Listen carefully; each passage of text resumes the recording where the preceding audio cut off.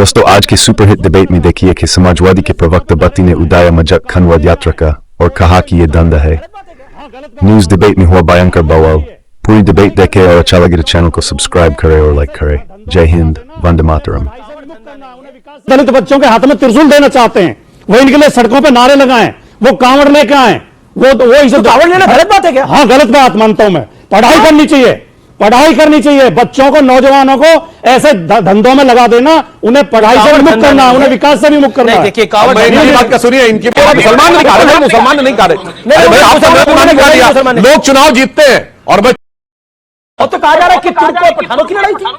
Sir मैंने ये तो नहीं कहा कि 78 में थी, अब नहीं थी, 78 में थी। अभी की तो बात पठान की थी, अभी जो 78 में थी, वो अब नहीं थी। नैरेटिव ये सेट किया गया है कि वहां की पुलिस को बचाना है, इसलिए मुसलमानों और पठानों की बात, तुर्कों और पठानों की बात आ रही है। 5 लोगों की जान गई, चाहे वो पठान था। तुर्कों पठानों का विवाद है कि नहीं? कोई विवाद नहीं, अब नहीं है, कुछ कोई विवाद नहीं, अब नहीं है, पहले कोई विवाद नहीं। अरे 78 की लड़ाई 5 बच्चों की जान गई, चाहे वो तुर्की था या पठान था, लेकिन 5 बच्चे मारे गए। जी, उसका इंसाफ कौन देगा? Okay okay. और संभल में जो 200 लोग काट दिए गए थे, उनका हिसाब सर हमने काटे हिसाब की हाँ आपने काटे पूरी बात सर, हमने काटे। देखिए मैं एक बड़ी लॉजिकल सी बात, मैं एक लॉजिकल सी बात कहता हूं। जो लोग अभी आप वकील होकर कैसी बात कर रहे हैं? आप डिफेंड कर रहे हैं। मैं एक बड़ी टेक्निकल बात कह रहा हूं। जो लोग अभी प्लेसेस ऑफ वर्शिप एक्ट की बात करते थे, उनमें से मैंने एक को नहीं बोलते सुना। संभल के मंदिर तो ज्यादातर 1978 में बंद हुए ना, यानी 1947 के प्लेसेस ऑफ वर्शिप एक्ट के हिसाब से उनका वर्शिप का स्टेटस अलग था ना। कोई चू बोला सेकुलरिज्म का सूरमा उत्तर से दक्षिण तक कि कम से कम उनमें तो 47 का स्टेटस बहाल होना चाहिए ना। प्लेसेस ऑफ वर्शिप एक्ट की एक तरफा व्याख्या होगी, यानी जो मस्जिद थी वो यथावत रहेगी, मंदिर टूटते रहेंगे, कोई फर्क नहीं पड़ता। कश्मीर में टूटते रहे, संभल में टूटते रहे, मालदा में, धुबरी में, बरपेटा में, करीमगंज में, कहीं भी होता रहे। वहां कोई नहीं कहता कि वही स्थिति रहनी चाहिए जो 15 अगस्त 47 को है। और मैं विनम्रता से एक और बात कहना चाहता हूं, अगर 15 अगस्त 47 की स्थिति रखना चाहते हो तो खुले दिल से आओ, फिर कहो वक्फ बोर्ड में भी 15 अगस्त 47 से पहले का कुछ नहीं होना चाहिए। 30,000 एकड़ जमीन थी, 30,000 एकड़ रखो। अब वो तो 15 अगस्त के बाद 9,60,000 एकड़ हो जानी चाहिए, मगर मंदिरों के बारे में कहना है नहीं, उसमें तो प्लेसेस ऑफ वर्शिप एक्ट रहना चाहिए। और एक और बात मैं कहना चाहता हूं संभल में एक लाइन से, जो दुखद घटना हुई थी 1978 में, वहां की घटना स्वामी जी ज्यादा बेहतर जानते हैं, उस क्षेत्र के रहने वाले हैं। बनवारी लाल का हाथा था जहां हुआ था, और जो मंदिर मिले हैं वो क्या कहा था, सैनियों का मोहल्ला था। आज मैं भारत के लाखों दर्शक जो आपके देख रहे हैं, कान खोल के सुनना चाहिए। सैनी समाज ओबीसी में आता है और बनवारी लाल जी वैश्य थे, वो अगड़े में आते हैं। तो जब सरकार ऐसी थी जो बांटने पे तुली थी, तो अगड़े भी कटे और पिछड़े भी कटे। आज जो अगड़े पिछड़े में बांटने की बात कहते हैं, जब मौका आया तो सब के सब कटे, कोई नहीं बचा। और मैं भारत के बाहर का उदाहरण नहीं देता हूं, मैं एक उदाहरण देता हूं। आज कश्मीर है, कश्मीर में 95% मुस्लिम है और 5% कौन है, सिर्फ कश्मीरी पंडित। क्या आपको दिमाग से लगता है कि कोई राज्य ऐसा हो सकता है जहां एक ही जाति पाई जाती हो? ये तो असंभव है ना। अरे ऐसा कोई जिला नहीं हो सकता जहां एक ही जाति पाई जाती हो। इसका मतलब सब के सब जातियां थी और सब या तो कट गए या कन्वर्ट हो गए। ये भारत का बात बता रहा हूं। 32% जो आज के बांग्लादेश में थे, उसमें SC ST OBC कहां गए? कट गए या कन्वर्ट हो गए। इसलिए मैं कहना चाहता हूं, जो ये लोग खेल खेल रहे हैं उसे हकीकत में समझना चाहिए।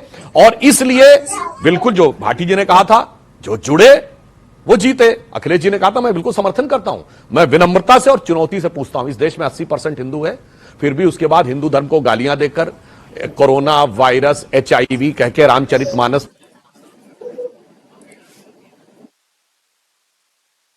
फाड़ कर भी नहीं मुसलमान नहीं कह रहा, लोग चुनाव जीतते हैं। मुसलमान नहीं कह रहे, मुसलमान नहीं कह रहे। अरे भाई आप लोग चुनाव जीतते हैं, और मैं चुनौती से कहता हूं, एक कॉन्स्टिट्यूएंसी बताइए जहां 80% मुसलमान हो। इस्लाम की आलोचना तो छोड़िए, चू बोलकर भी अगर कोई एक जीत के दिखा दे तो मैं चुनौती देता हूं, बताइए। ओके भाटी जी काफी देर से वेट करें, एक सेकंड भाटी। तो संभल के जो मंदिर की आपने बात उठाई जी, संभल के में एक मंदिर ऐसा मिला जो 1978 से बंद था, और जो जब उसके पुजारी लौट के आए, जो उसके परंपरागत जो परिवार उसमें पूजा पाठ करता था, उसने स्पष्ट तौर पर सारे सोशल मीडिया पे उसके वीडियो हैं, रस्तोगी परिवार, उन्होंने साफ कहा है कि हमारे साथ कोई जबरदस्ती नहीं की गई थी, हमें डराया धमकाया नहीं गया था, हम अपनी मर्जी से गए थे, और हम जिस हालत में मंदिर को छोड़ के गए थे, मुखिया को मार दिया था, जो उनका खुद का कहना है, हम जिस हालत में मंदिर को छोड़ के गए थे उसी हालत में हमें मिला है। दूसरी बात, अभी आपने सुधांशु जी ने कहा, सर एक राजकुमार भाटी, एक माजरत चाहता हूं, मैं माफी चाहता हूं आपसे, आपके घर के अंदर कोई मंदिर हो और उस मंदिर में आप 50 साल से पूजा ना कर रहे हो, और तो और आपके परिवार के सदस्य को किसी ने मारा हो, उसके बाद क्या हिम्मत होगी उस परिवार की बोलने की? देखिए सुनिए, मैं वकालत नहीं कर रहा हूं, मैं उस पुजारी का बयान कोट कर रहा हूं। अब मैं दूसरी बात, मतलब आपने बात की पिछड़े दलित की, जब शिक्षकों की भर्ती होती है तब तो मुसलमान नहीं कहा रहे, मुसलमान नहीं कहा रहे। अरे भाई आपने मुसलमान नहीं कहा दिया। लोग चुनाव जीतते हैं और चुनौती से कहता हूं, एक कॉन्स्टिट्यूएंसी बताइए जहां 80% मुसलमान हो। इस्लाम की आलोचना तो छोड़िए, चू बोलकर भी अगर कोई एक जीत के दिखा दे तो मैं चुनौती देता हूं, बताइए। ओके भाटी जी काफी देर से वेट करें, एक सेकंड भाटी। एक तो संभल के जो मंदिर की आपने बात उठाई जी, संभल के में एक मंदिर ऐसा मिला जो 1978 से बंद था, और जो जब उसके पुजारी लौट के आए, जो उसके परंपरागत जो परिवार उसमें पूजा पाठ करता था, उसने स्पष्ट तौर पर सारे सोशल मीडिया पे उसके वीडियो हैं, रस्तोगी परिवार, उन्होंने साफ कहा है कि हमारे साथ कोई जबरदस्ती नहीं की गई थी, हमें डराया धमकाया नहीं गया था, हम अपनी मर्जी से गए थे, और हम जिस हालत में मंदिर को छोड़ के गए थे, मुखिया को मार दिया था, जो उनका खुद का कहना है, हम जिस हालत में मंदिर को छोड़ के गए थे उसी हालत में हमें मिला है। दूसरी बात, अभी आपने सुधांशु जी ने कहा, सर एक राजकुमार भाटी, एक माजरत चाहता हूं, मैं माफी चाहता हूं आपसे, आपके घर के अंदर कोई मंदिर हो और उस मंदिर में आप 50 साल से पूजा ना कर रहे हो, और तो और आपके परिवार के सदस्य को किसी ने मारा हो, उसके बाद क्या हिम्मत होगी उस परिवार की बोलने की? देखिए सुनिए, मैं वकालत नहीं कर रहा हूं, मैं उस पुजारी का बयान कोट कर रहा हूं। अब मैं दूसरी बात, मतलब आपने बात की पिछड़े दलित की, जब शिक्षकों की भर्ती होती है तब तो पिछड़े दलित के छीन लेते हैं, जब मुसलमानों से लड़ाना होता है तब पिछड़े दलित को आगे कर देते हैं। आरएसएस और बीजेपी के 100 नेताओं की सूची बनाइए, आप 500 नेताओं की सूची बनाइए, टॉप नेता हैं, सबके बच्चे विदेश में पढ़ रहे हैं, अंग्रेजी स्कूलों में पढ़ रहे हैं, सबके बच्चे जॉब कर रहे हैं। नहीं, हम तो चाहते हैं सारे पढ़ें। सुधांशु जी, आपकी ये आदत नहीं होती, आप बीच में ऐसा नहीं टोकते हैं। इनके बच्चे तो पढ़ेंगे विदेशों में, ठीक है, और जॉब करेंगे 5-5 करोड़ के पैकेज पे, और पिछड़े दलित बच्चों के हाथ में त्रिशूल देना चाहते हैं, वो इनके लिए सड़कों पर नारे लगाएं, वो कांवड़ लेकर आए, वो इसे कांवड़ लेना गलत बात है क्या? हाँ, गलत बात मानता हूं मैं। पढ़ाई करनी चाहिए, पढ़ाई करनी चाहिए, बच्चों को, नौजवानों को ऐसे धंधों में लगा देना, उन्हें पढ़ाई से विमुक्त करना है, उन्हें विकास से विमुक्त करना है। इनकी बात का सुनिए, इनकी तो मैं ये कहना चाहता हूं, एक मिनट, नहीं, अरे आपको अच्छा लगता होगा, मैं नहीं मानता, लेकिन सुनिए अमीश जी, मैं कहना ये चाहता हूं, जब हिस्सेदारी की बात आती है तब भी तो पिछड़े दलित को याद रखो। यूपी की स्टेट यूनिवर्सिटी, सुधांशु जी 40 सेकंड।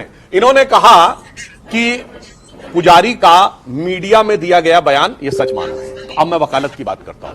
22-23 दिसंबर 1949 की रात को मजिस्ट्रेट के सामने दिया गया बयान है यूपी पुलिस के सिपाही अब्दुल बरकत का, कि उसने एक दिव्य रोशनी देखी, और जब दिव्य रोशनी हटी तो वहां पर, अरे सुनिए, ये मजिस्ट्रेट के सामने दिया बयान है, देखिए अयोध्या थाने में एफआईआर दर्ज है, क्या बात बोल रहे हैं, और सुनो, छोड़ गए राम दुबे, समझ में आ गया, आप बरकत अली का नाम ले रहे, राम दुबे ने एफआईआर लिखी। अच्छा, महंत दिग्विजय नाथ, हनुमान प्रसाद पोद्दार, 5 लोग आए, रामलला की मूर्ति जबरदस्ती रख गए, एफआईआर दर्ज थाने में, आज भी रिकॉर्ड में है। कैसे मिटा दोगे? अब आपने बोला, नहीं है, बताओ जी, बोला जो मैं बोल रहा हूँ है, बोला, अब आपने बोला, बताओ एफआईआर की डेट बताओ। 23 दिसंबर 1949 गलत है, 23 दिसंबर 1949 एफआईआर दर्ज है। सुनिए, वो एफआईआर है 11 नवंबर 1858। नो 23 दिसंबर की सुबह। और सुनिए, क्या तरीका है, आप तो अभी कह रहे थे, आप तो ऐसे नहीं थे, मुझे पता है।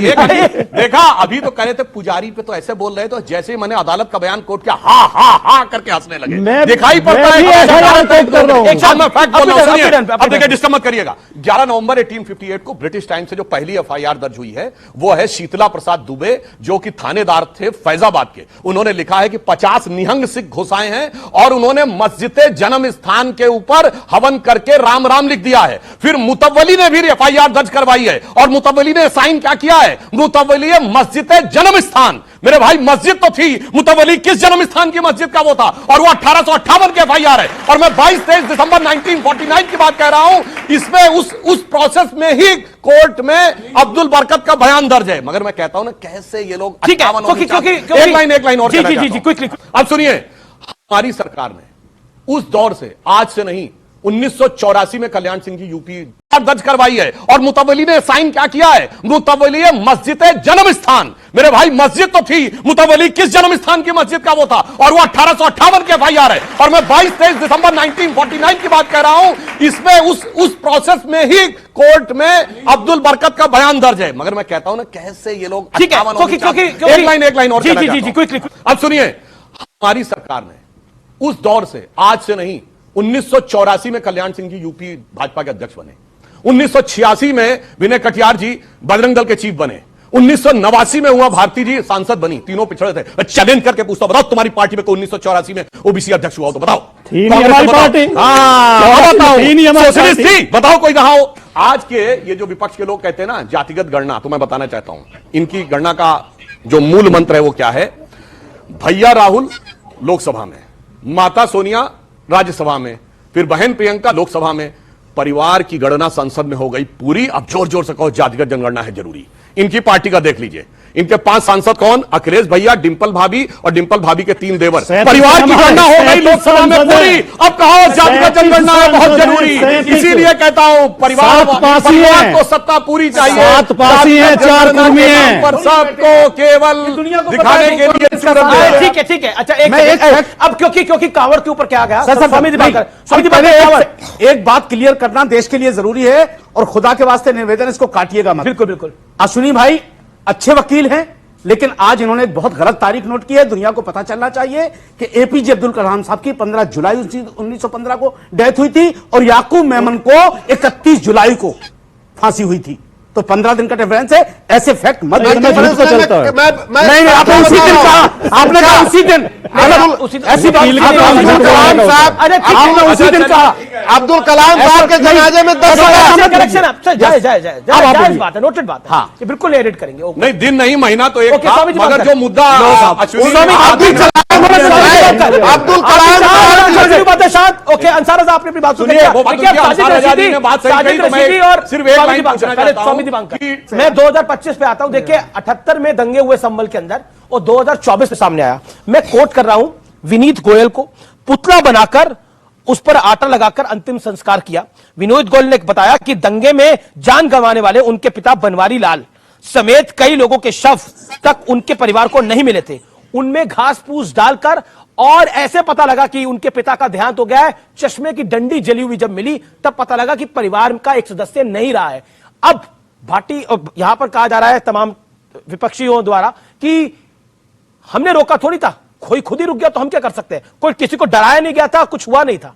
आप तो इस इलाके से आते हैं। समझिए कि जिनके शव तक ना मिले, चश्मे की डंडी से पहचान हो, उन्हें रोका नहीं गया था, बचे थे वो, करने को ना था। पहली बात। दूसरी बात, भाटी जी ने कावड़ का नहीं, कोई फैक्ट नहीं है। फिर क्या फायदा? फरिश्ते आए तो कर दे। बोलने दीजिए ना दादा, बोलने दीजिए। हिंदुओं को दुश्मन सुनिए ना दादा, बोलने दीजिए। आप बोले, मैं सुना ना। मुझे लगता है कि हिंदू कुश में भी कोई नहीं आया था, खुद ही हम लोग वहां भी मर गए। कांधार भी कोई नहीं आया था, हम स्वयं मर गए। पाकिस्तान में भी हमें किसी ने नहीं मारा, हम स्वयं मरे।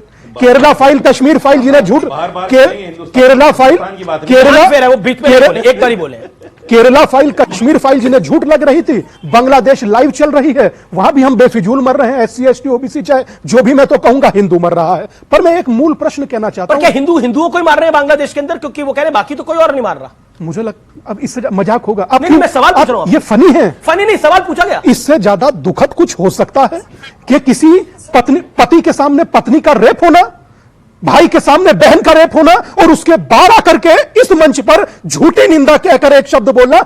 हमारी इसमें क्या गलती है? नो दादा, हमें ये दादा अमीश अगर बोलने नहीं देंगे तो और नहीं चलेगा। कौन मना कर रहा है? बोलने दीजिए ना, आप बोलिएगा, मैं मना कर रहा हूं। इस देश के अंदर सर तन से जुदा के नारे पर लाखों की भीड़ सड़कों पर आती है। बांग्लादेशी काट दिए गए, एक आदमी बताइए जो आया हो। और बात करना मात्र निंदा। अमीश जी, तो हमें बोलने का मौका है ना। और हमास और हिजबुल्लाह के लिए अमीश इस देश के अंदर हो जाएगी ना फिर। यार ये तो गलत, एक तरफा कैसे हो रही है? आप बोले, एक सेकंड, आपके बिल्कुल नहीं बोले जाए। अगर बिल्कुल एक तरफा नहीं ना होता, आप बोले, हम लोग चुप रहे भाई। और रही बात, check the mic and make sure it sound right, boys.